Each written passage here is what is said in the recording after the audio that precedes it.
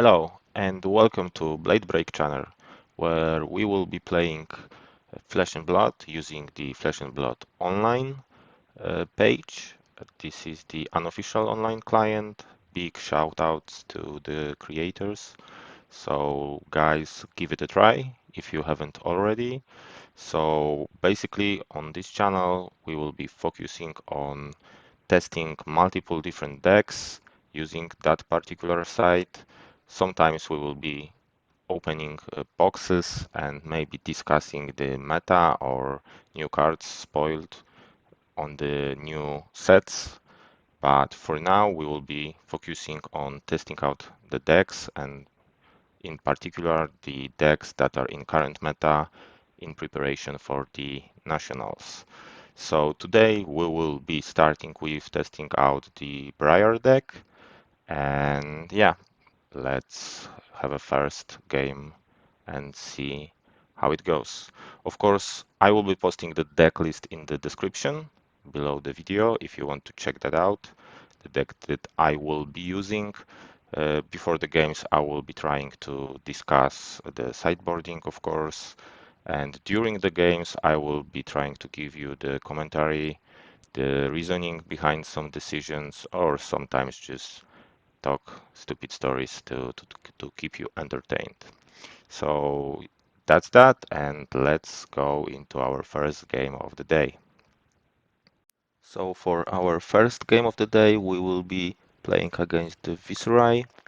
So for that matchup, we will be racing out. There is no reason to take the AB, so we will be using the Crown and the Ether Iron Weave because it's too fast matchup for us to use the Tunic, of course Grasps and the Snapdragon. We will be taking out the CNCs because they will be playing the Crown, so there is no need for CNCs. Basically the second one will have the impact and we are not kinda aiming to do that. Coaxes as well as delete the charges. The evergreens will be useless to us, the unmovable as well, and maybe we will take one exude. We will leave the erase faces because we want to take off that rune blade tag from the cards to basically turn off the skies for them. So yeah, we will be going first. In that matchup, maybe we'll be able to push some damage, establish some arsenal in the first turn. And yeah, we will wish our opponent good luck, fun, and start the game. So right off the bat, we can see the CMH in our hand. I'm not sure if we want to let them know that we have it, but this is kinda going to take more of their hands. Now we will not be letting them know, maybe. We will be trying to arsenal that, or maybe the Bramble Spark arsenal.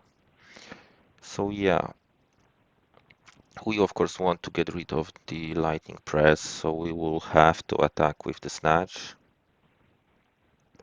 And then arsenal one of those and maybe draw into the earth card next turn. Maybe use the crown to fix our hand. We do not want to fix their hand too much. So maybe one attack, bumping it, pushing some damage, taking two cards out of their hand. So they will be able to fix their hand now, but we desperately need to fix our hand. If we would have some earth card, no lightning press, I would be glad to just pass arsenal one of those and go home. Yeah, we need to get rid of that, and we will be getting the embodiment as well thanks to that. Now we can arsenal the search as a better choice to have that go again, and this is kinda good. We kinda want that. Now we have two attacks with go again, a bump spell,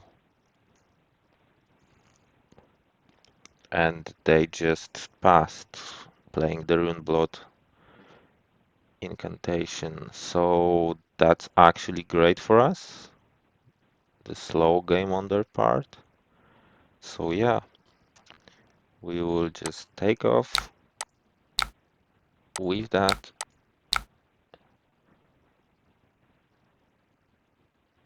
Yeah, let's see what's on the top. Tome of Harvest. This kinda makes me want to not play this search. Yeah, especially if we will take most of their hand to have a bigger turn next turn. Maybe draw into some force of nature with that as well, you know.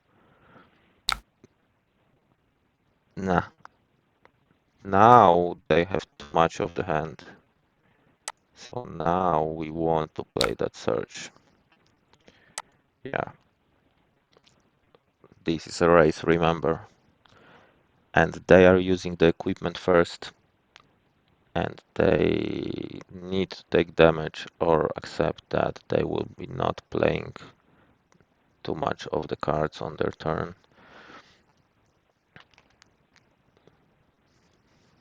So yeah, if they would block with 3 cards out of their hand, the first attack, I would be keen to leave the search in the arsenal, enabling the tome, and maybe going wider the next turn.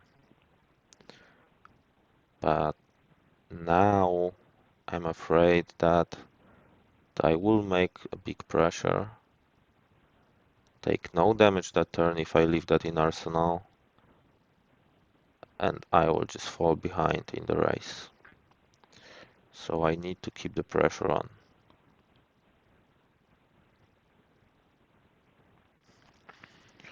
Let's see what they will decide to do. If they decide today. Yeah. I'm glad that the crown is behind us and some of the equipment as well.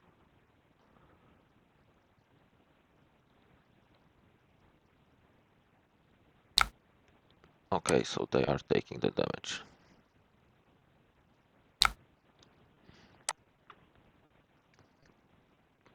Now I kinda wish I didn't play that.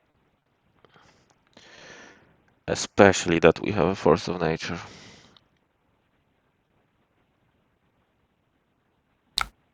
And they have the reclamation. Mm, yep. So that's just 7.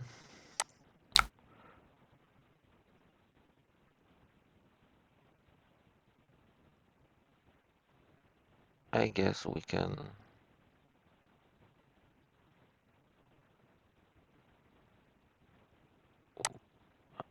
I guess we can get rid of that force of nature and be able to keep the channel on the table, playing Sonata.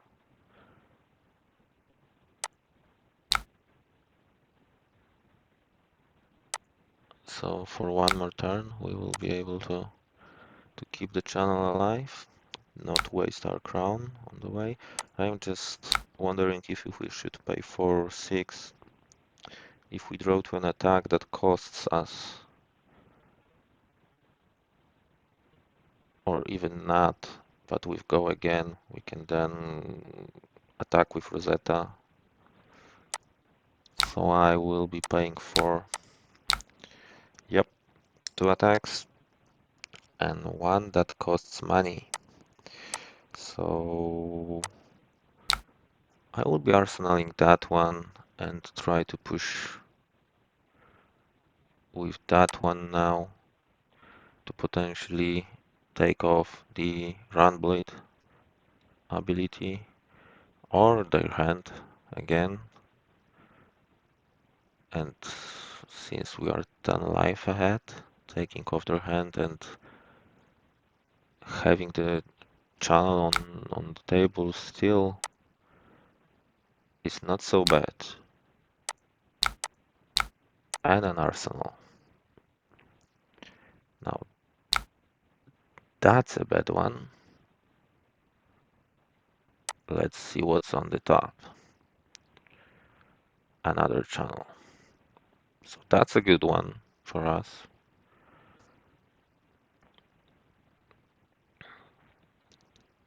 We need to get rid of that hand quickly then.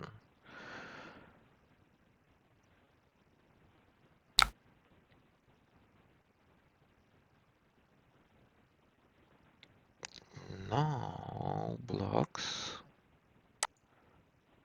I guess I'm fine with that.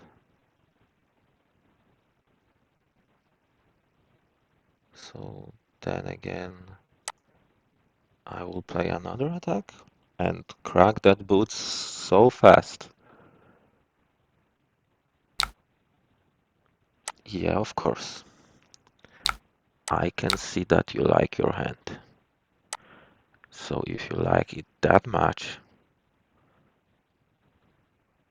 let's see if you are going to. Okay. So at least one card out of their hand. And yeah, basically that channel is useless unless I play it with the free cards and attack for 7, which is not so bad, I guess, because I can follow up with Rosetta. So yeah, they just fall too much behind in the race. Some weird blocks on their side, so passive play.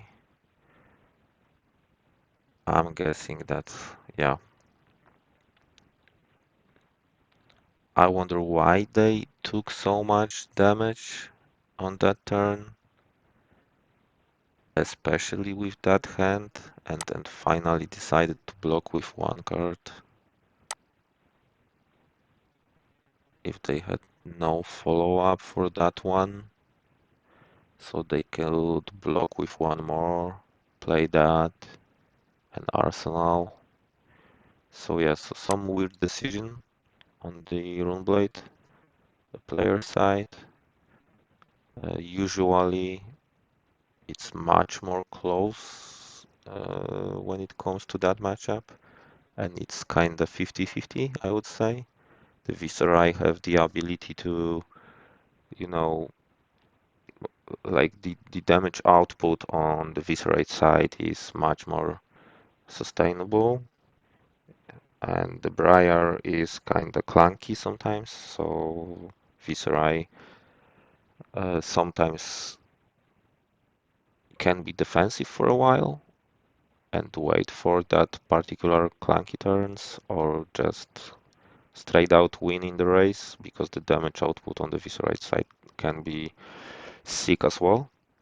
So unless the Briar high rolls get the mountains early into the game, the Viserai will potentially or usually win. But yeah, I've played some of that matchup, and I would say it's a 50-50, and just depends on when you get the channels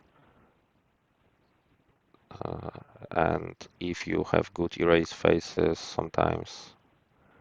But yeah, mostly channels on the race. Okay, so that was the game one. Let's go into the second one now. For the second game of the day, we will be facing the Viserai yet again.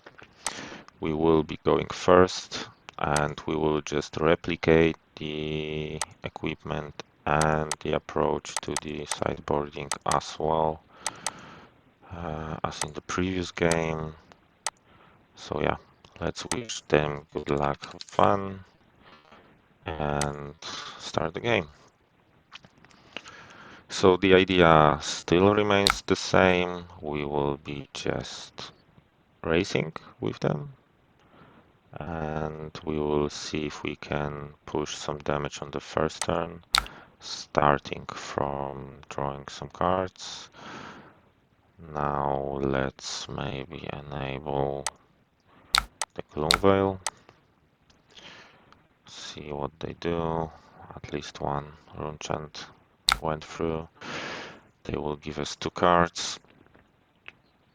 I mean, now we can either take the other 2 and arsenal the Snatch, or go in with a Rosetta and have some secure damage. But we do not want to have 2 Snatches. So maybe let's take the other 2 cards from them. Maybe they are worth something. Maybe they are like Ravels or something like that. Exactly. Well, maybe we'll get the equipment then because of that.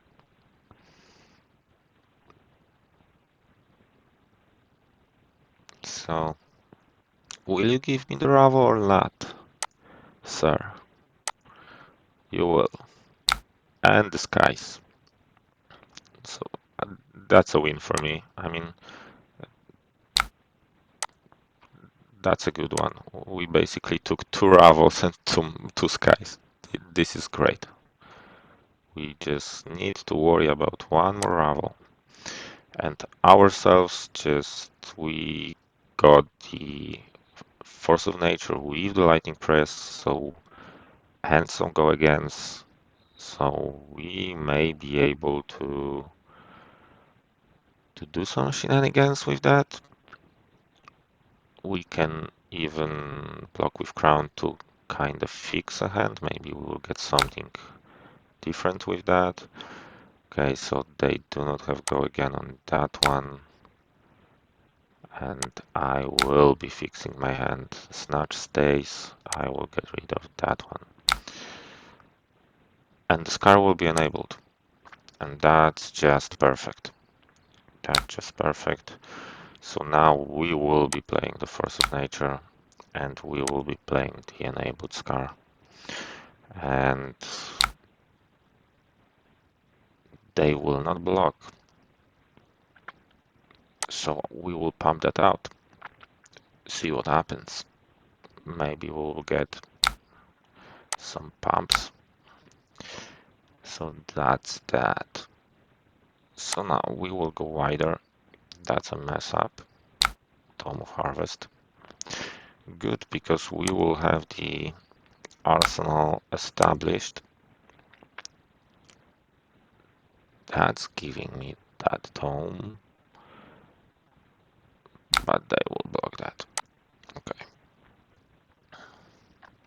So we took 1 card out of their hand, end up with an arsenal, and made 10 damage. And now we can play the tome and see where that takes us. The skies are warring. They will make potentially a lot of tokens. That's 3, that's 6. No, I cannot block that. And this is go again. So I kinda have to. I kinda have to. 3, that's the last red one. But that's 10. That's 15. I do not want to go so much. So we will be blocking 3, 6, 7. And we will take the 5. That's fine. That's fine.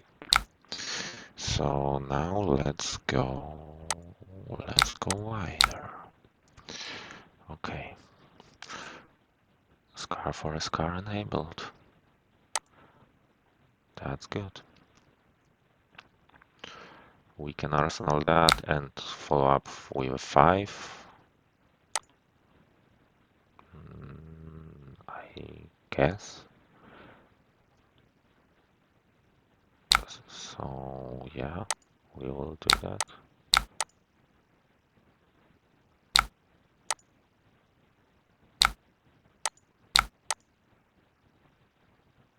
Now we have channel 5 without go again. This will not enable anything.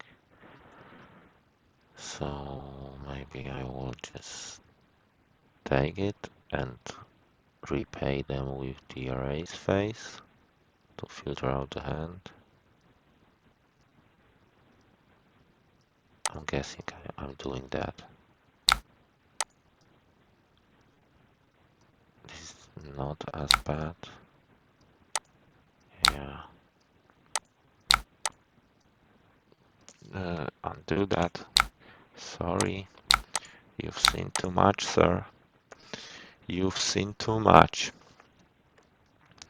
Not good. Not good. I didn't want to do that. Give you that information, sir. 1, 2, 3. Okay, full block. We got rid of the crown. Finally. Finally, we got rid of that. Okay. Now, here comes the pain. Okay. Mordred Tide.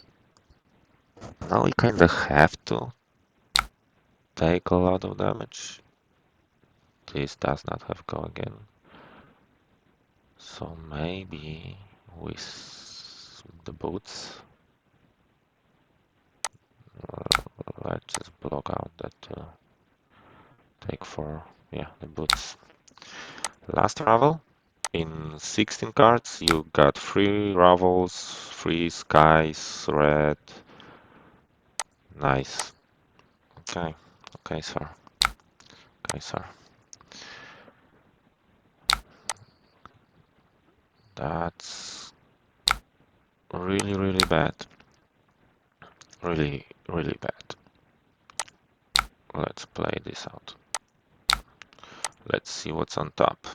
Sonata Arcanix.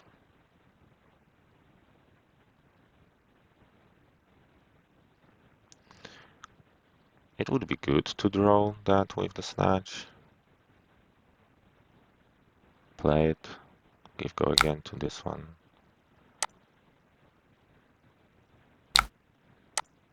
So we will try doing that.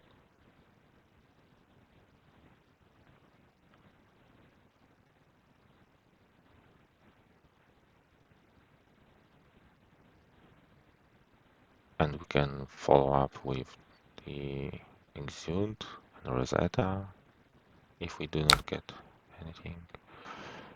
Nice, I am snapping that straight away. Straight away, sir.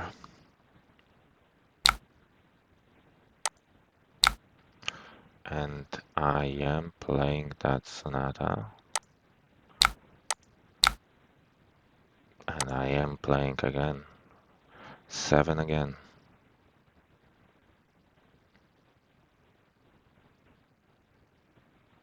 This will kill you, sir.